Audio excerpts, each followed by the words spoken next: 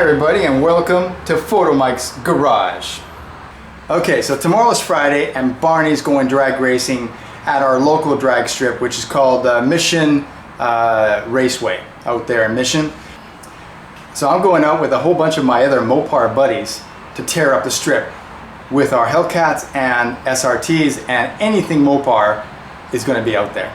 Now the thing is, Barney did pretty good last time. Barney did a 11.3 second quarter mile. That's my first time out with Barney at the drag strip. I was pretty happy with that. I had a very slow 60-foot time. I think my best was like a 1.8 something, which is definitely not very good. I can definitely improve on that by launching a little bit harder. I'm coming off the line pretty easy. I've got the motor up to around 2,000 RPM just to load up the drivetrain a little bit. I am getting off the brake and getting on the gas, but I'm not slamming it to the floor right away. I'm waiting till around the 60-foot mark and then it goes all the way to the floor. I'm trying to be a little bit easy on the drivetrain because the Hellcats have a bit of a problem with the drivetrain. So this is common knowledge that when you put on drag radios like I have here, I've got these beautiful Mickey Thompson ET Street Rs. They are 305 18s. They are fantastic. They are definitely making the difference. You can see they're basically almost a slick. These are fantastic tires, but they really hook up and they put a stress on the drivetrain. So the Hellcats are made to make the power. The motors can take it, but there's a couple of weak points. One is the drive shaft, which under certain circumstances, especially when you start building more horsepower up to 1,000 horsepower, you have to upgrade the drive shaft or else it can twist and ruin your night. So I have an aluminum drive shaft on order, drive shaft, shop drive shaft, and it is the best. It's coming, but it's not here yet. So I'm a little worried about that, so I still gotta take it a little bit easy with Barney. Okay, here's the underside of the car. Can you see that little fin thing right there? Yeah, that's it right there. Okay, that is the rear differential. It actually looks pretty nice there, yeah. But that is a weak point as well. That's an aluminum differential, and some people have cracked the case on the differential. Now, the answer for that, there's a special brace that you can buy that you just bolt on that strengthens the rear differential so it won't crack under load. I've got that and I'm going to install that today. Okay, from all accounts, from what I've seen on Hellcat.org and other places, this is not too difficult a job. I should be able to do it. Even I should be able to do this. But it still requires a monster. As you can see right there, I require at least one monster to do this job.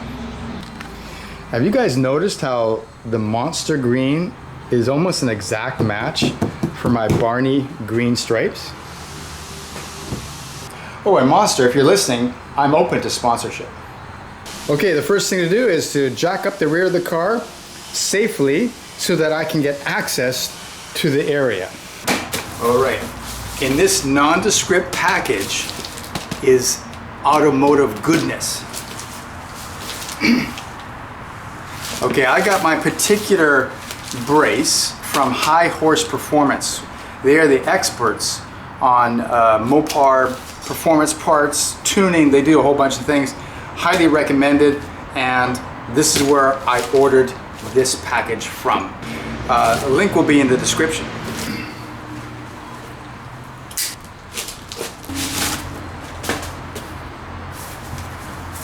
This brace for the differential is from Performance Developments, right there. Okay, for installation instructions, please go to getperformance.com. Instruction. We have a little tube of Loctite 242. I hope this isn't the brace because this doesn't look very strong. Okay, this is like a very hard plastic. A bolt kit to come with it. Nice aluminum piece here.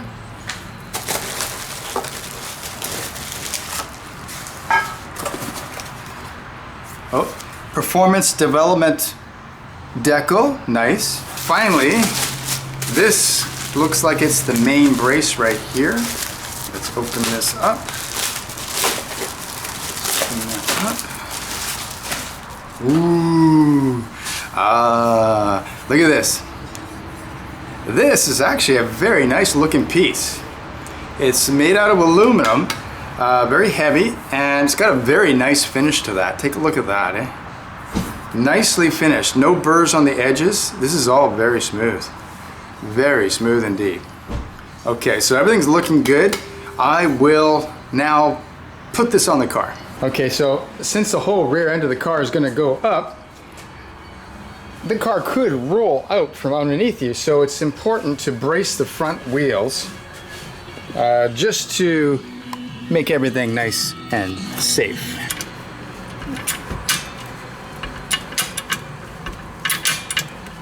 As you can see, I've got Barney completely supported on jack stands. As a matter of fact, I've got 4 of them here just to make sure that I don't get crushed by Barney. Okay, here we have laid out everything that comes in the package. Your brace, rubber isolator, plastic piece, I don't know what that is, number of bolts and nuts, star washers, and Loctite 242. That's what comes in the kit. Here's some of the tools you're going to need. You're going to need a torque wrench eventually, a regular ratchet to take the bolts off, a 13mm wrench, a 10mm, 13mm, 15mm, and 16mm socket to get these bolts off. Okay, so a closer look at the differential here, and what this brace is going to do is that it's going to reinforce bolt crossed here, reinforce the center section of the differential, because these bolts that are holding the differential to the subframe are mounted in rubber.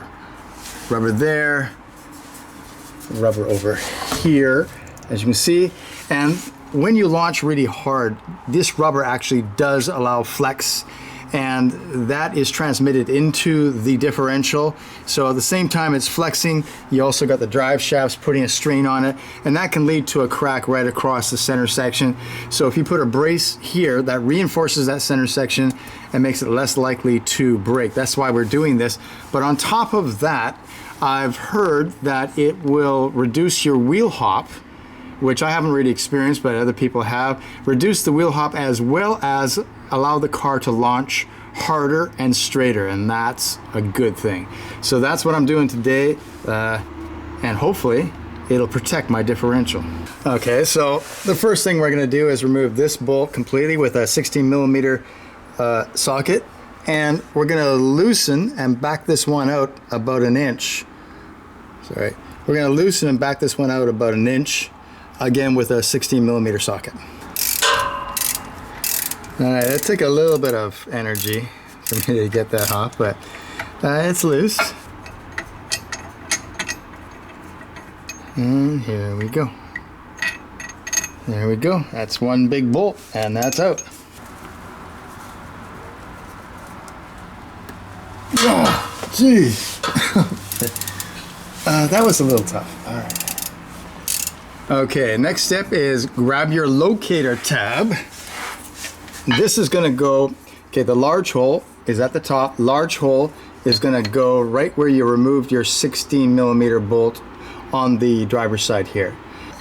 The goal here is to have this parallel to the fins on your differential. Now always start this bolts. Okay, so always start these bolts by hand, because you are working with aluminum, and the last thing you want to do is cross thread anything. So get it started by hand before you start using a wrench. Okay, before I tighten down the 16mm bolt on the driver's side, I've sort of done a little mock-up. I've got the brace loosely installed, and just to make sure that the tab is straight down. Now I can go ahead and tighten my 16mm bolt right there to 90 foot-pounds. Oh, and one more thing while the brace is in the mock-up position here. I've got about 3/8 inch clearance here on both sides of my exhaust from the differential brace, and that's because I have a stock exhaust and I ordered the standard brace which works with the stock exhaust. And if you have an aftermarket exhaust, various ones may not fit, and that means that you have to order the modified differential brace, which will clear some of the aftermarket exhaust systems. But in my case, no problem. I've got the standard brace. I'm going to keep my exhaust the way it is. I love the mid-muffler delete. That's all you got to do. Spent $100 or so. No reason to spend $1,000 or more for an aftermarket exhaust, in my opinion. Okay, I got 90 foot-pounds set on my torque wrench, and let's torque that down.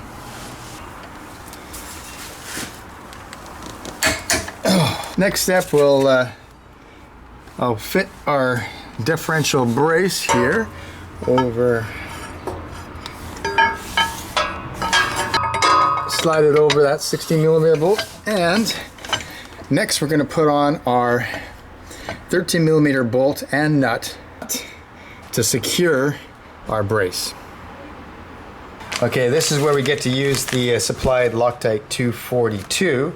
We'll use it on the bolt that will secure the brace.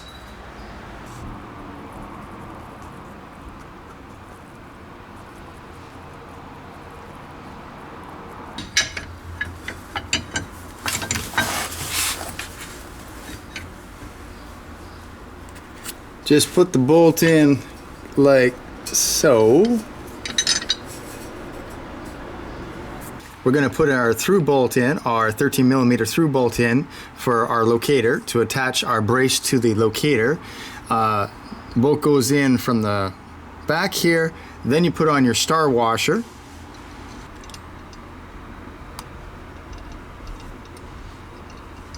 Like so. And then your nut. Now, we're going to leave this loose because we still have to make a few little adjustments, and we're going to be putting in our spacers, our insulators right here, so we need a little bit of space for that. So we'll leave that as finger tight for now. So here you can see how sort of like the arrangement is. It's hooked over this slightly loose 16mm bolt. We got our other 16mm bolt right there, all tightened up, 90 foot-pounds, and we have our 13mm bolt installed finger tight, allowing still some movement here so we can put in our insulators here. Your insulators are going to be secured, and the brace is going to be secured to your cross brace here through these holes here. Now, if you have an early 2016 or earlier, these holes have threaded inserts inside them. So then the supply bolts will go through here into the threaded inserts and secure everything. However, if you have a late 2016 and newer car, there are no threaded inserts in here, just a hole. In that case, you would have to install nuts, the supplied nuts, through here, locate them, push them over to this hole, and then find a way to get your bolt through here, through the insulator, through the hole and into the nut. That would be a bit of gymnastics, but luckily I have an earlier 2016 car, so therefore I have the threaded inserts. So my job is easier. And one more thing, before you put this brace on, you should check to make sure your threaded inserts are clear of any debris and that the actual bolts will actually screw into them without too much interference. Mine look pretty good, so I should have no problem. Next step is to install the rubber and hard plastic insulators. Now these are going to go right above your brace, up against your cross brace on the car, and secure everything. Now, the way it goes is this: the rubber comes first, so the rubber will be on the bottom next to the brace, then the hard plastic, and you'll notice that you have a short side and a long side. The short side goes on the driver's side of the car, the long side goes on the passenger side, and everything should match. So rubber short side, plastic short side, rubber long, plastic long, and the rubber goes next to your brace while the plastic goes next to the bottom of your car, like so.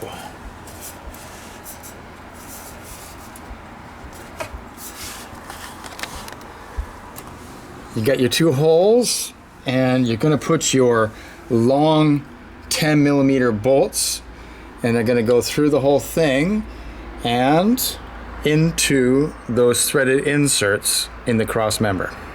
Okay, here's your two 10mm bolts. Don't forget to put the star washers on these bolts, and also you're going to put some Loctite on these as well.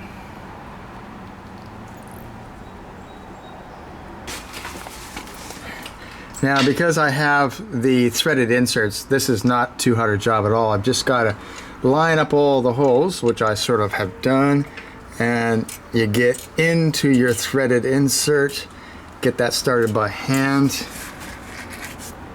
and then we do this one into your threaded insert, and then we can start tightening these. Now, these should be tightened to the point where the rubber insert here is compressed by at least 1mm. So let's get that done.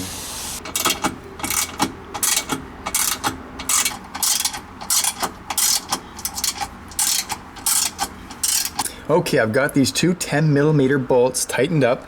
Now the rubber isolator here is displaced about 1mm, squished out about 1mm, and that's about right. That's what they say. One thing also is that the bolts up here, the 16mm bolt on the driver's side, according to the actual instructions on the website, which I just checked, I should have checked that earlier, they say 80 foot-pounds of torque, and I put in 90 foot-pounds, so mine's a little over tightened. So 80 foot-pounds of torque. Now, we've got this brace all installed here. These two bolts are tight. Now it's time to torque down the bolt here. This is your 13mm bolt, and that's going to be torqued down to 45 foot-pounds. And then finally, the last bolt will be this guy right here, and we're going to torque him down to 80 foot-pounds of torque. And then the differential brace will be installed. So let's get that done. Okay, so I'm just torquing up the last bolt to 80 foot-pounds. So this one is done. That's torqued up to 40 foot-pounds. These are tight, this is tight. The bolt up there is tight. The last bolt, and then we're done. Wow. Let's see if I can do it.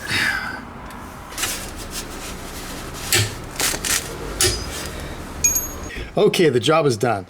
That should take the average person maybe about 20 minutes, maybe a little longer if you don't have those threaded inserts in here, because getting the nuts inside here and getting them lined up with this bolt can be quite difficult. But luckily, I didn't have to deal with that. I've got an earlier 2016, no problem for me. 20 minutes, the brace is installed. I feel so much better. This is going to give me peace of mind when I go on the drag strip tomorrow at Mission Raceway. And one more thing to do.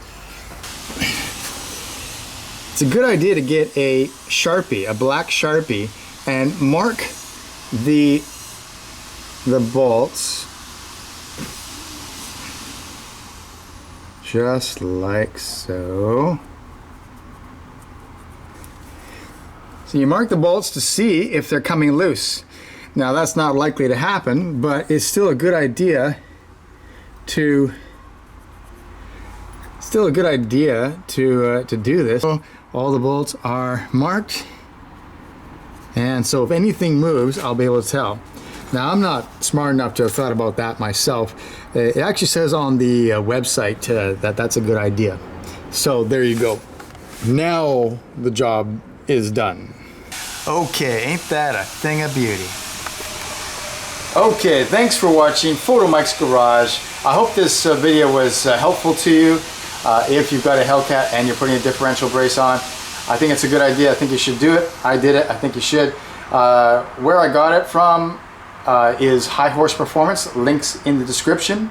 Anyway, thanks for watching Photomikes Garage, and I will see you next time.